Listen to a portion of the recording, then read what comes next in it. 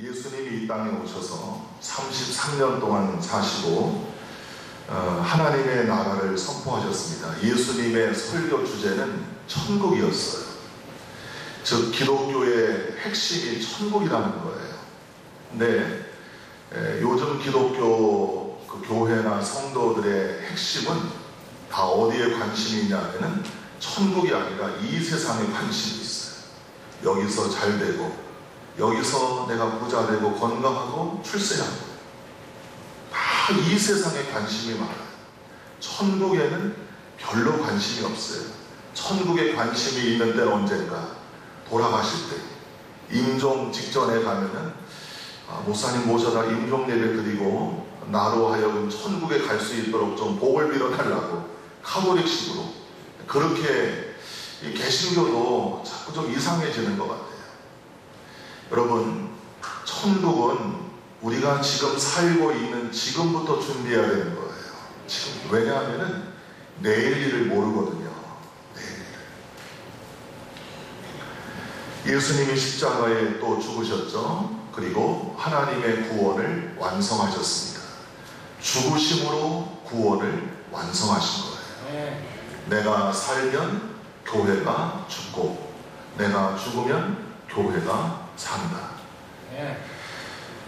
이 땅에서 모든 일을 다 이루신 예수님이 부활하시고 나서 제자들에게 모든 일을 다 맡기시고 승천하셨습니다. 이제 제자들의 책임이 막중해진 거죠. 12 제자의 어깨가 무거워졌습니다.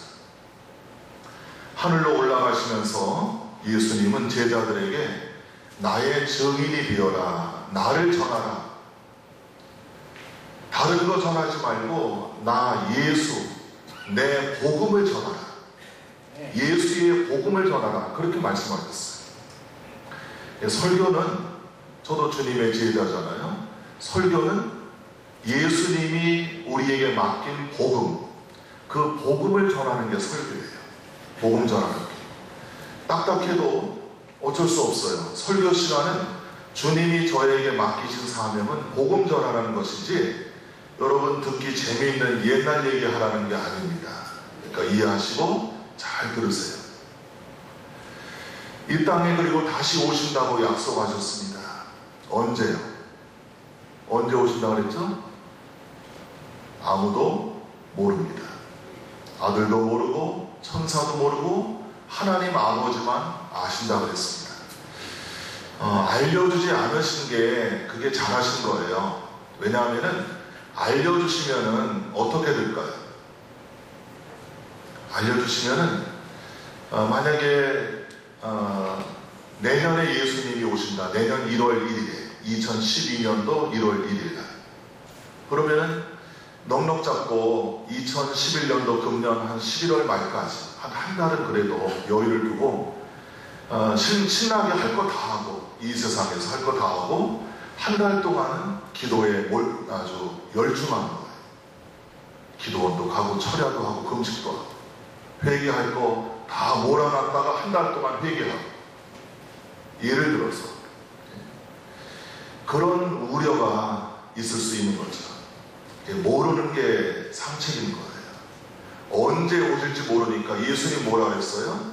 도적같이 오실지 모르니까 도둑이 언제 온다고 친절하게 예고합니까? 그건 도둑이 아니죠. 그래서 우리가 늘 깨어서 준비하라고 하는 거예요. 늘 깨어서. 오늘 예수님 내가 만날지 모르고, 예수님 나에게 오늘 오실지 모르고, 그렇죠? 늘 깨어서 준비하라 하는 것입니다. 하나님은 약속하시면, 예수님도 약속하시면 반드시 이루시기 때문에 우리는 주님을 기다리는 것입니다. 기독교는 기다림의 종교예요. 기다림. 설레는 마음으로 거룩한 신부의 그런 모습으로 신랑 되신 예수님을 오늘 우리는 기다리는 거예요. 본문에 나오는 말씀은 기다림에 대한 내용입니다.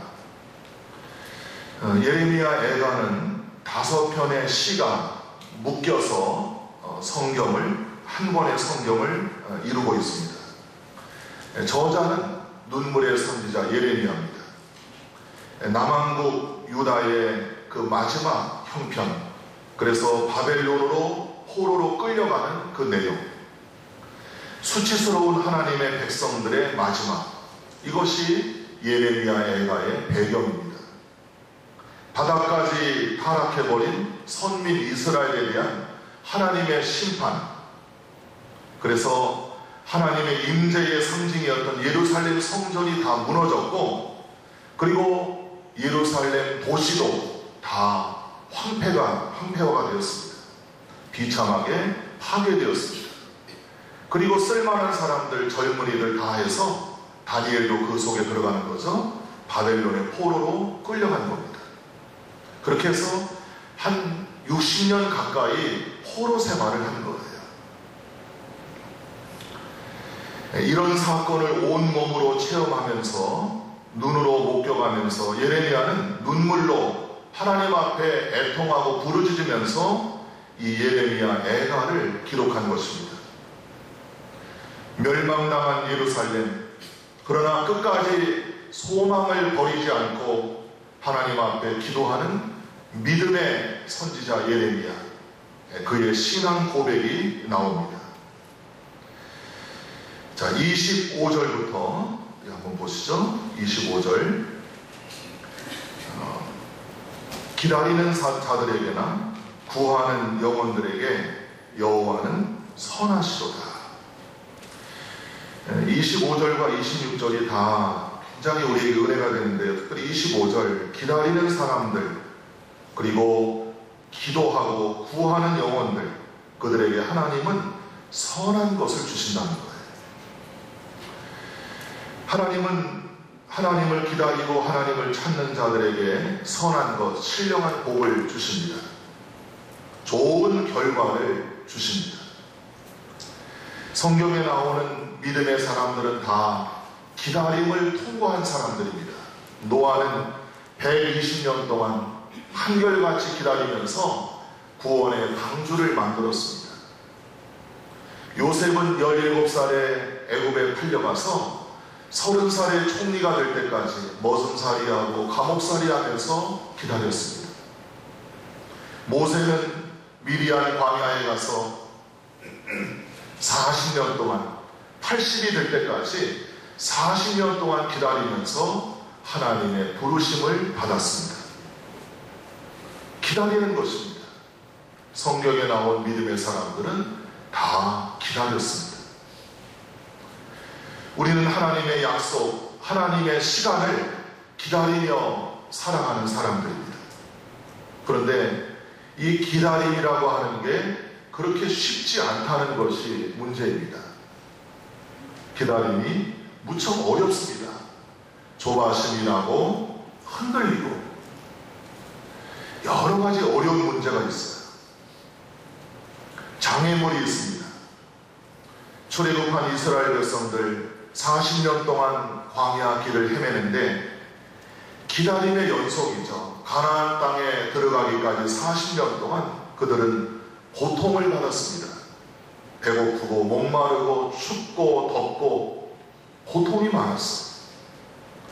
두려웠습니다. 한 번도 가보지 못한 광야 길을 가기 때문에, 또 언제 어디서 공격해 올지 모르는 적군들, 원수들 때문에, 그리고 사나운 맹수들 때문에 이스라엘 백성들은 두려웠습니다. 그리고 그들은 드디어 신앙을 포기합니다. 다시 애굽으로 돌아가자. 기다림이 어렵다는 것이 바로 이스라엘 백성들을 통해서 우리는 알게 됩니다. 다시 돌아가자. 신앙을 버리자. 급기야 그들은 하나님을 버리는 지경에까지 갑니다. 기다림의 가치를 알지 못하기 때문입니다. 기다린다는 것이 아무것도 하지 않는 것이다, 이렇게 잘못 생각하기 때문에 그렇습니다. 요즘은 스피드를 강조합니다. 수 몽크 키드라는 사람이 이 시대는 3가지의 잘못된 문화가 있다. 그래서 그 3가지 잘못된 문화가 우리의 기다림의 가치를 떨어뜨린다고 했어요. 첫째는 이 시대가 즉석 사회라고 하는 것입니다. 즉석이라는 말만 들으면 사람들은 혹합니다. 세상은 빠르게 진행되고 있습니다. 컴퓨터는 금방 해답을 내놓습니다. 엔터키만 치면은 금방 답이 나와요. 사진은 눈앞에서 현상되고 위성은 어디든지 전파를 통해서 우리 안방까지 친절하게 모든 장면을 실시간으로 보냅니다. 인스턴트 커피, 일회용 기저귀, 빠른 우편, 패스트푸드, 빠르면 빠를수록 좋은 세상입니다. 상품 광고에도 그래서 즉석이라는 단어가 붙여지면 훨씬 더 잘 팔린다고 합니다. 이런 즉석이라는 문화, 이것이 기다림의 가치를 흐려놓고 있다고 하는 거예요. 망쳐놓고 있다고 하는 거예요. 설레는 게 없어요. 설레는 거예요. 무엇인가를 기다리는 마음, 그 애타는 마음, 그게 우리에게는 사라진 지가 오래돼요. 두 번째는 지름길 종교가 기다림의 가치를 흐리고 있다고 했습니다. 지름길 종교, 번거롭지 않고 간편하게 받을 수 있는 은혜, 빠른 기도의 응답, 쉽게 받는 하나님의 축복을 추구하는 종교, 마치 자판기처럼 돈 넣으면, 지폐 넣으면 나와야 돼, 순식간에. 보네퍼라는 독일의 신학자는 이것을 값싼 은혜라, 우리가 추구하는 은혜는 값비싼 거예요. 이 세상에 그 무엇보다도 값비싼 거예요.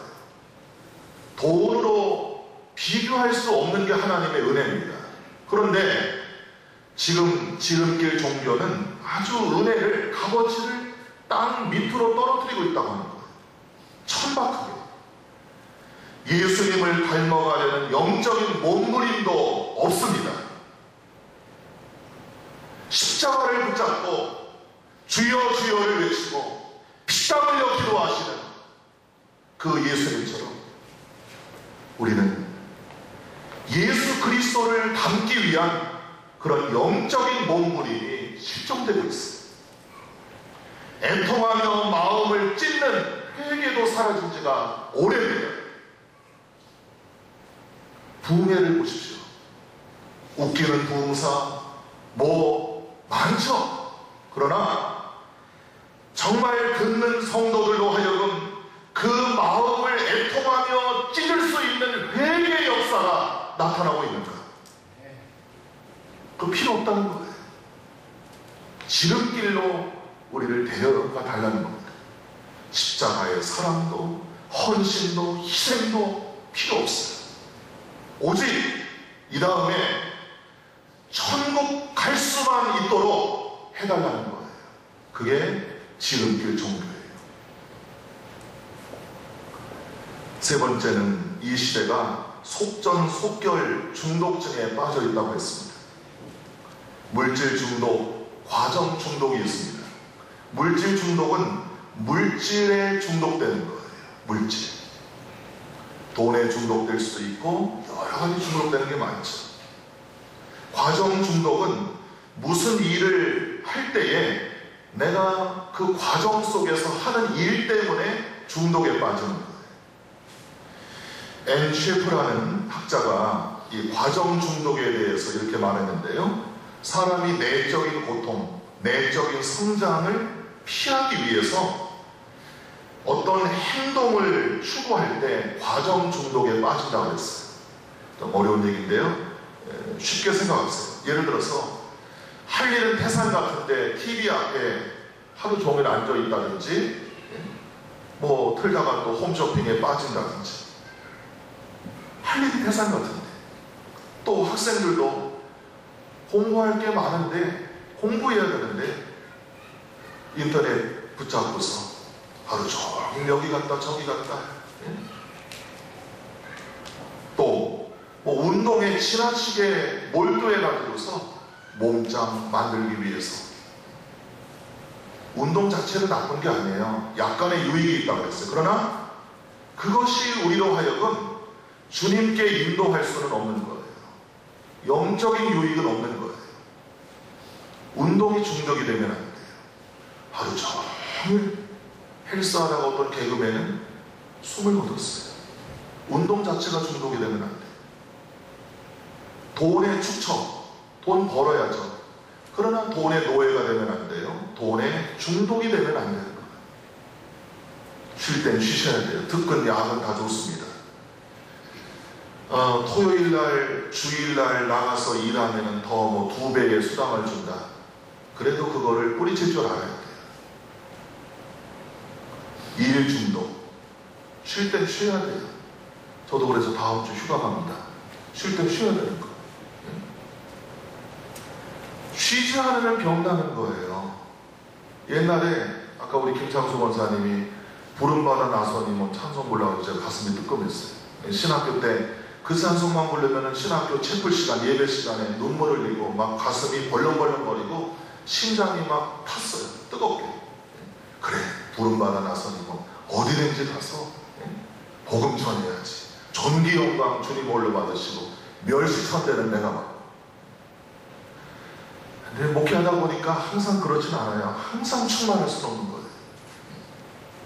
물론 열심히 할 때도 있는데 목회자들이 일 중독에 빠질 수 있어요. 소위 대교회 컴플렉스 때문에 큰 교회 만들어야지, 얼른 교회 지어야지, 얼른 급성장해야지, 내 얼굴 팔리게 내가 나이가 몇 살인데 목회한 지가 몇 년이 됐는데 내 후배들은 저렇게 쑥쑥 크는데 난 뭐야 이거. 쓸데없는 경쟁심. 누구를 위해서 돈을 올리는 건가? 일 중독.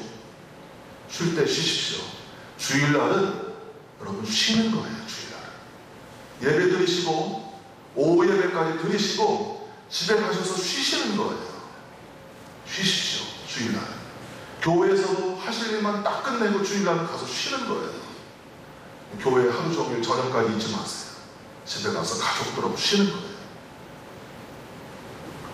성적인 중독. 그렇죠? 예, 결혼한 부부들이 성적인 그런 하나님의 은혜, 어떤 선물, 기쁨을 누리지만 이 성적인 것들이 지금 왜곡돼 가지고서 참 문제가 많아요. 탈북 여성들, 중국 조선족 여성들이 지금 할 게 없으니까 남한 사회에 와서 적응을 못하니까 전부 다 지금 인터넷을 이용해 가지고서 성적인 일에 종사하고 있어요.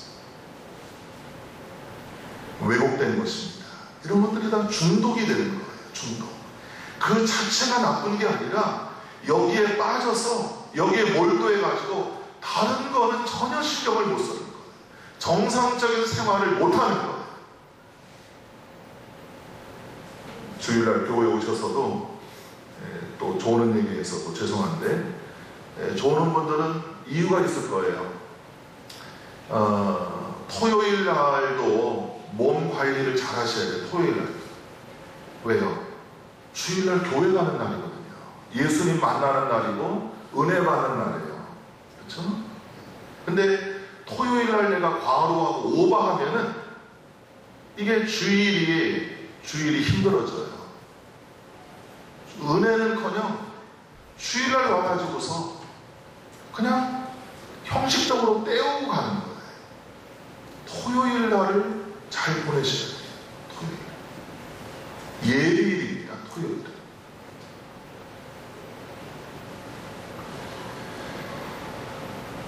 빨리빨리가 다 나쁜 건 아닙니다. 물론. 그러나 모든 거를 빨리빨리 속전속결로 해치우려고 하는 그런 습관, 속전속결 중독증, 이것은 문제가 되는 것입니다. 신앙생활도 너무 빨리빨리 일본 말로 쇼부를 보려고 그러면 안 돼요. 빨리빨리, 은혜도 빨리빨리, 응답도 빨리빨리, 그런 건 없어요. 시간이 필요한 것입니다. 모든 게 빨리빨리 되는 게 아니에요. 이런 것들이 우리를 기다림의 은혜에서 멀어지게 만듭니다. 기다림이 쉽지 않지만 기다리면서 우리가 은혜를 받는다고 하는 사실, 기다림을 통해서 하나님이 주시는 은혜를 경험한다는 사실을 안다면 우리는 쉽고 즐겁고 설레는 마음으로 기다릴 수가 있습니다. 어떤 여자애가 올챙이를 좋아했는데요. 그래서 가끔 할머니 집에 가서 이제 놀다가 이렇게 오곤 했습니다. 이날도 할머니 집에 가서 공원에 가서 이제 놀려고 했는데, 할머니는 이 손녀가 올챙이를 좋아한다는 사실을 알고 그날 공원으로 가는 길을 빠른 길, 지름길로 안 가고 돌아서 갔어요. 그러자 이 손녀가, 왜 돌아가요 할머니, 힘든데, 나 빨리 가서 공원에 가서 놀고 싶은데. 그러자 그냥 빙그레 웃기만 하셨습니다. 한참 가다 보니까 작은 개천이 나왔습니다. 그리고 할머니가 그 개천에서 손으로 올챙이 한 마리를 잡아가지고 빈병에 물을 담아서 채워주셨어요. 그리고 웃으면서, 인자하게 웃으면서 손녀딸에게 말씀하셨습니다. 먼 길로 돌아오기 잘했지. 지름길에는 올챙이가 없거든. 단순한 동화가 아니죠. 먼 길로 돌아오기 잘했지. 지름길로 갔다가는 너한테 올챙이가 없을 거야. 삼성의 갤럭시 스마트폰이 지금 유럽 시장에 나가서 브레이크가 걸렸습니다. 고소권이 걸려서 판매 중지가 됐어요. 왜냐하면 미국의 그 애플사 그 아이폰에서 자기 회사의 기술을 도용했다고, 베꼈다고 해서 지금 고소를 하고, 그게 받아들여져서 지금 유럽 시장에서 판매 중지가 되고 있어요. 시간이 지나면 이제 사실 진위가 밝혀지겠지. 만약에 이게 사실로 드러날 때는 문제가 심각한 것입니다. 지름길. 아무리 판매도 좋고 유명해지는 것도 좋지만, 수입도 좋지만은 지름길을 선택한다고 하는 것, 이게 문제가 있는 거예요. 창세기 29장에 야곱이 외삼촌 라반의 집에 도망가가지고 그만 외삼촌의 작은 딸 라헬에게 아주 폭 빠졌어요. 그래서 외삼촌 저 라헬 주면 안 돼요? 그러자 외삼촌이, 그래 원한다면 주마. 그런데 나를 위해서 7년 동안 네가 수고해야 돼. 농사져야 돼. 공짜는 없어. 그래서 이 야곱이 가만 생각하다가, 에이, 내가 7년을 못 견디랴 하고서 결심하고 7년 동안 모슴살이 됐습니다. 대단한 야곱이에요. 여자 한 사람을 얻기 위해서 7년 동안 종살이 했어요. 어떻게 됐습니까? 7년이 지났는데 하룻밤을 치렀더니 믿기에 어려운 그런 사건이 생겼어요. 자고 나서 보니까 꼼꼼해서 몰랐는데, 밝아서 보니까 자기 옆에 누워있는 여자가 라헬이 아니고 언니 레아였어요. 그래서 외삼촌에게 따졌습니다. 어떻게 이럴 수 있습니까? 조카한테. 심은 대로 거두는 거죠. 야곱은 자기 아버지 속이고 형 속이고 이렇게 오지 않았습니까? 우리 이 지역에서는 동생 먼저 시집 보내는 법이 없어. 그러니 내가 정말 라헬을 얻고 싶다면 7년 더 일해. 할 말 있어? 속이 부글부글 끓어올랐지만은 어쩔 수 없어요. 약속하고 또 7년 일했습니다. 그래서 14년 만에 라헬을 자기 아내로 맞아들였어요. 성경이 연애 소설 책은 아니죠. 이게 우리에게 주는 영적인 교훈이 뭘까요? 야곱은 하물며 사랑하는 여자 한 사람을 얻기 위해서 7년, 14년을 수고했는데, 창세기 29장 20절에 야곱이 라헬을 사랑하는 까닭에 7년을 며칠처럼 여겼다 그랬어요. 7년을 며칠처럼 여겼다. 라헬을 사랑하는 까닭에, 사랑하니까 지루한 게 없어요. 기다려도 괜찮아요. 아무 문제가 없어요. 아마 야곱 같으면은 14년이 아니라 15년, 16년, 20년도 기다렸을 것 같아요. 제 생각에. 제가 그 심정 이해해요. 한 1년 만에 제가 집사람을 기다려서 귀엽고 데려왔어요. 1년. 뭔 얘기인가 여러분들은 지금 잘 이해가 안 가시는데, 야곱은 한 여인을 얻기 위해서 그렇게 수고했는데, 기다렸는데, 우리는 주님을 만나기 위해서, 주님의 응답을 받기 위해서 주님을 내 주님으로 우리가 은혜를 사모하는 마음을 가지고 얼만큼 우리는 기다리고 있는가. 얼만큼. 너무 빨리빨리 급해요. 조급해요. 얼마 기도하지도 않고 하나님이 없다 있다 그러고, 주님을 사랑하는 마음이 있다면 우리는 야곱처럼 기다릴 수 있는 것입니다.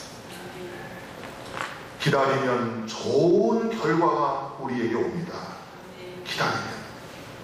예레미야는 참담하고 고통스럽고 막막해도 하나님의 응답을 기다리자. 왜? 기다리면 하나님이 우리 민족 이스라엘을 다시 회복시켜 주실 것이기 때문에 기다리자고 했습니다. 기다리자. 기다림을 통해서 하나님은 우리를 온전하게 만들어 주십니다. 우리를 자라게 하셔요. 기다리면 내 믿음도 자라고, 내 정신도 자라고, 내 몸도 자랍니다. 기다리면 우리가 강해집니다.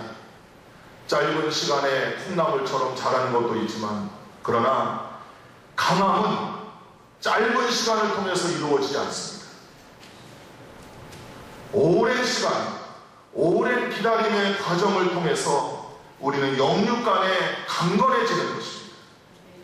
잠언 17장 3절에 불은 은과 금을 연단하지만 하나님은 사람의 마음을 오래 연단하신다고 했어요. 하나님은 사람을 오래오래 연단하십니다. 강하게 만드십니다.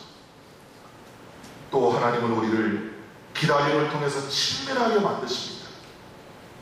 빨리 끓는 물이 빨리 식습니다. 빨리 가까워진 관계도 빨리 멀어질 수 있습니다. 오래오래, 친구도 오랜 친구. 그게 진짜 친구예요. 하나님과 우리와의 관계도 마찬가지입니다. 하나님을 믿는 신앙생활이, 영적인 신앙생활이 때로는 힘들고 어렵고 우리에게 고통스럽지만, 그러나 이 모든 과정을 통해서 하나님은 우리와 점점 친해집니다. 제가 82년도 제 나이 22살에 하나님을 인격적으로 만났어요. 그리고 은혜를 받고 제가 신학교에 편입해서 들어가서 85년도에 신학을 졸업하고 지금까지 하나님의 일을 하고 있어요. 처음에는 솔직히 하나님이 좀 무섭기도 하고, 하나님이 딱딱하고, 또 하나님이 좀 원망스러울 때도 있었어요. 다른 사람들은 편하게 하나님의 일을 하는데 나는 왜 하나님이 이렇게 고통스럽게 하시나 등등 어려움을 만날 때마다 사실 제가 원망도 있었어요. 열등감도 있었고. 그런데 1년, 2년 시간이 지나면서 하나님과 제가 점점 가까워지는 걸 느꼈어요. 하나님에 대한 오해가 풀렸어요.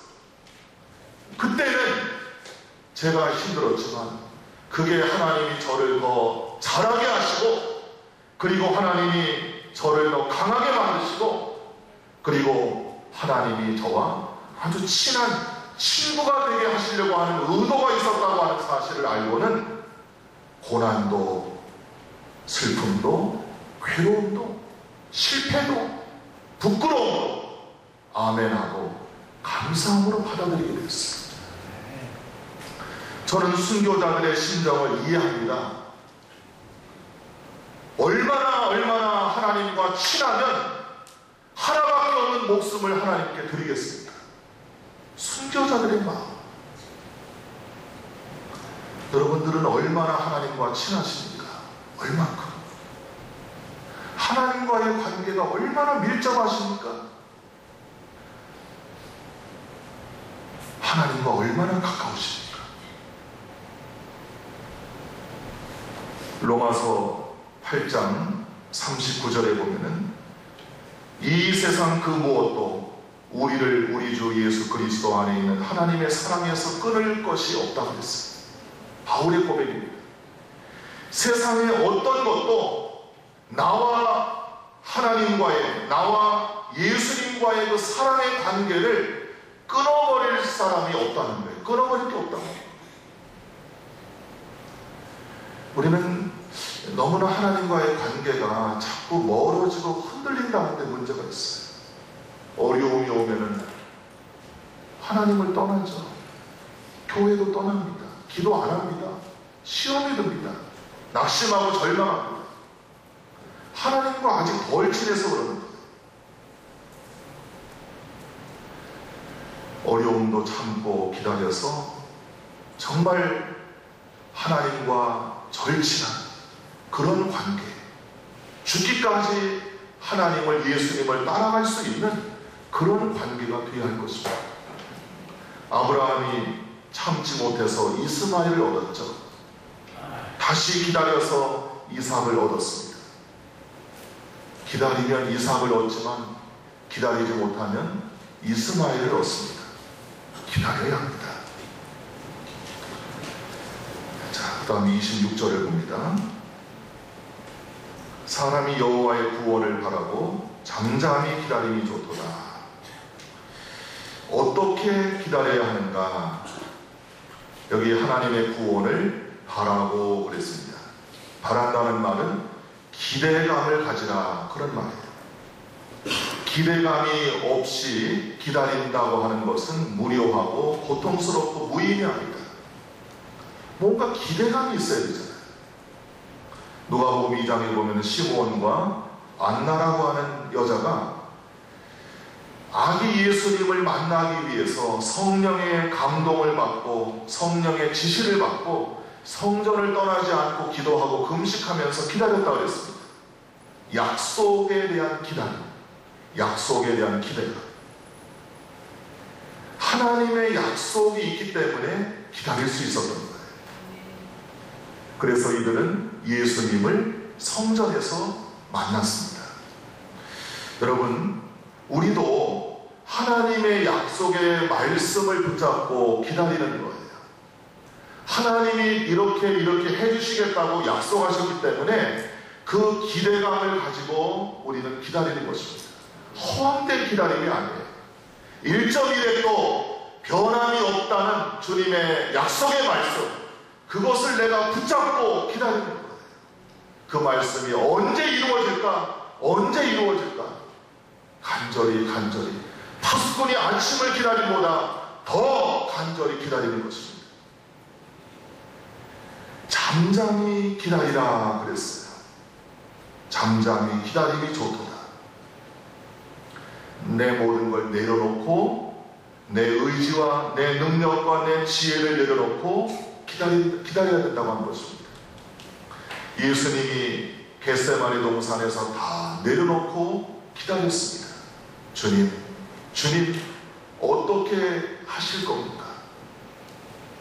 십자가 위에 못 박혀서 죽어가시면서도 예수님은 기다렸습니다. 주님 정말 저를 이렇게 버리실 것입니까? 기다리는 예수님께 하나님이 찾아오셨습니다. 부활의 은혜를 주셨습니다. 나를 온전히 내려놓지 않으면 기다림은 고통과 두려움밖에 안 됩니다. 유혹에서 우리가 이길 수가 없습니다. 기다려야 됩니다. 모든 걸 내려놓고 기다려야 됩니다. 몽골 선교사 이영주 선교사님의 유명한 책 내려놓음에 나오는 그 이야기입니다. 선교사님의 아들 동현이가 2살 때 장난감 가게에 갔었습니다. 동현이가 자기가 좋아하는 장난감을 두 팔로 꼭 쥐고 가게를 나오려고 했습니다. 안 되죠? 돈을 치러야 됩니다. 점원이 그 바코드 판독기로 삑 소리 나게 이렇게 찍어야 되는데, 그래서 장난감을 좀 달라 그랬더니 이 2살짜리 아들이 울었습니다. 싫어 싫어 하면서 웁니다. 장난감이 진정한 자기 것이 되기 위해서 잠깐 그 계산대에 올려놓아야 되는데 이 어린 아들은 그거를 모르고 운 겁니다. 여러분, 우리의 모습은 어떻습니까? 잠깐 내려놓아야 되는데, 진정 하나님이 내 것으로 줄 때까지 잠깐 내려놓아야 되는데 우리는 너무나 이유가 많아요. 욕심이 많아요. 창피해요. 남의 눈이 두려워요. 자존심이 있어요. 그래서 온전히 내려놓지를 못합니다.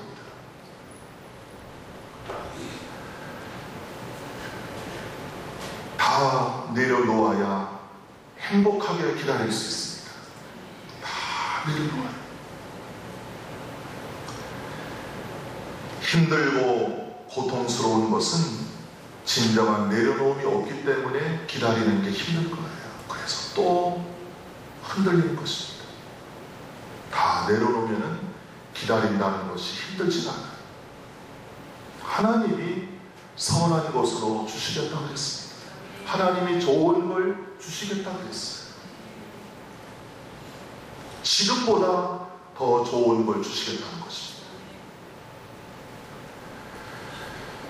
주님을 기다리는 우리 모두에게 주님께서 놀라운 은혜, 지금보다 더 좋은 것으로 채워주시기를 바랍니다. 진인사 대천명이라는 말이 있습니다. 자기 할 일을 다 하고 하늘의 뜻을 기다린다는 것입니다. 우리의 자세가 바로 그런 거예요. 우리가 땀 흘려서 하나님 앞에 떳떳하게 기도하고 신앙으로 떳떳하게 살았다면 다 내려놓고 하나님께 맡기고 기다리십시오. 하나님께서 정말 좋은 선물을 주실 것입니다. 자, 우리 복음성가 부르시고 같이 통성으로 기도하겠습니다. 우리 김석균 씨가 만든 곡인데요. 세상 일에 실패했어도 같이 불러보시겠습니다.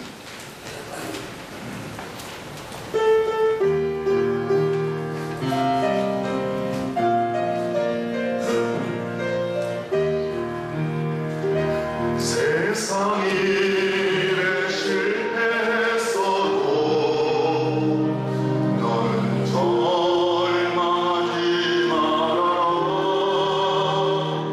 내가 너를 보리라.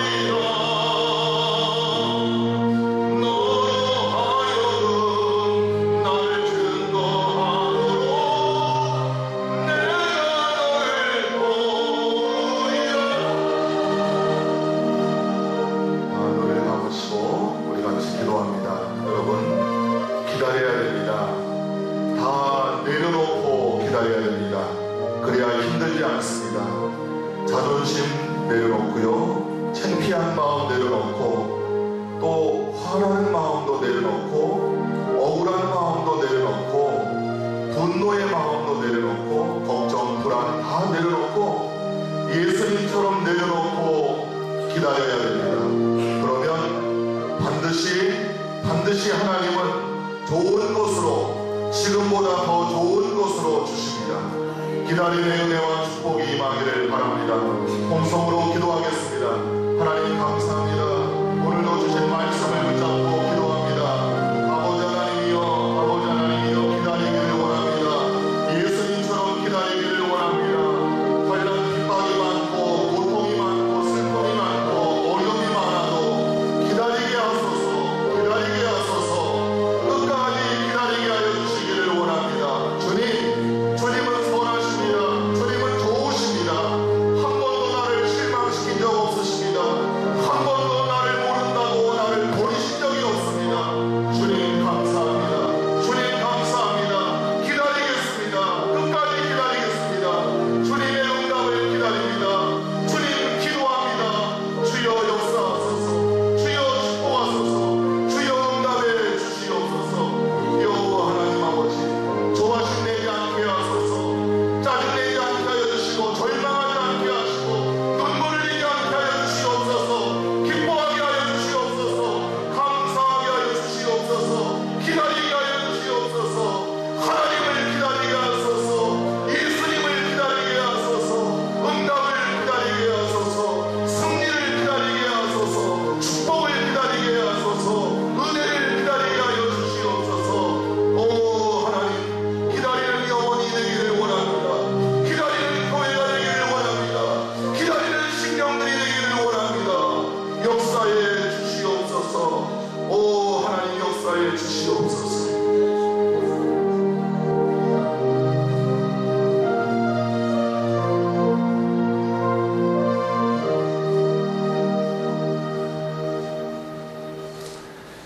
기다리는 것이 힘이 들지만, 그러나 기대감이 있고 약속이 있고 말씀이 있기 때문에 우리는 얼마든지 설레는 마음으로, 즐거운 마음으로 주님의 응답을 기다릴 수 있습니다.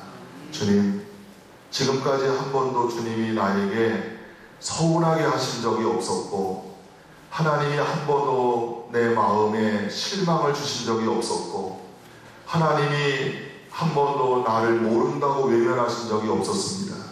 주님, 기다리겠습니다. 지금의 모든 문제 하나님께 다 내려놓고 기다리겠습니다. 하나님 감사합니다. 즐거운 마음으로, 기쁜 마음으로, 감사한 마음으로 주님의 응답을 기다리겠습니다. 더 좋은 것을 선물로 주실 줄로 믿습니다. 오늘 주님 앞에 주님의 은혜를 기다리며 귀한 헌금 드린 성도들, 주여 저들이 기다립니다. 하나님 영육간에 기다립니다. 영혼이 잘되고 범사가 잘되고 강건하게 하옵소서. 주님을 만나게 하시고 하나님의 사람 되게 하시고 믿음의 사람 되게 하시고 성령의 사람이 되게 하여 주시옵소서. 하나님, 영적으로 승리하는 성도들이 되게 하여 주시옵소서. 성례를 끄는 성도들 가정에도 은혜 주시고 축복해 주시옵소서. 하나님 앞에 우리가 마땅히 드려야 할 것들, 헌신해야 할 것들 아낌없이 다 내려놓고 주님께 맡기고 드려서 주님으로부터 더 많은 것을 우리가 응답받는 놀라운 성도들이 되게 하여 주시옵소서. 일일이 기도하지 못하는 것 많습니다. 하나님께 맡깁니다. 하나님, 저희 모두에게 하나님의 은혜로 늘 충만하게 내려주시옵소서. 예수님의 이름으로 축복하며 기도하옵나이다. 아멘.